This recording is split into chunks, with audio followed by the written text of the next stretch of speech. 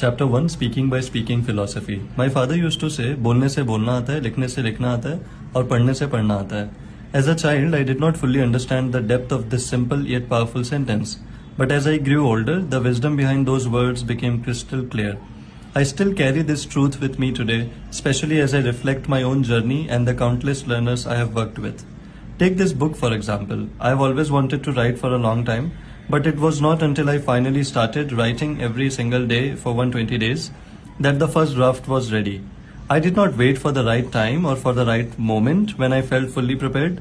I simply started, and through that consistent effort, it all came together. I wrote this book by writing this book. लिखने से लिखना आता है. And this approach, this mindset can be applied to your own language learning journey. If you want to become a confident, powerful speaker and you need to speak, you need to speak. You will not become powerful first and speak later. You need to speak first and confidence will follow. Confidence is not something you wait for. It's something that builds as you act, step by step.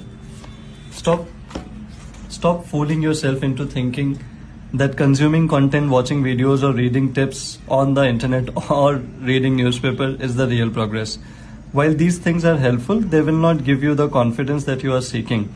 The real progress comes from taking speaking opportunities even when you are scared. Even every time you speak to someone in English, every time, even if you are afraid, every time you get up on stage and trembling, every time you try out a new word, your confidence will grow. बोलने से बोलना आता है. Of course, reading is valuable. It will make you a better reader. But becoming a better speaker requires something more. A better speaker is made by speaking. Just like Sachin Tendulkar became the cricket legend he is by stepping onto the field, not by reading about cricket, or like Nawazuddin Siddiqui's acting mastery developed by taking on roles in dramas and movies, not by just listening to acting tips. So do what you want to learn rather than learning about what you want to do. In the same way, you will become a confident speaker only by speaking.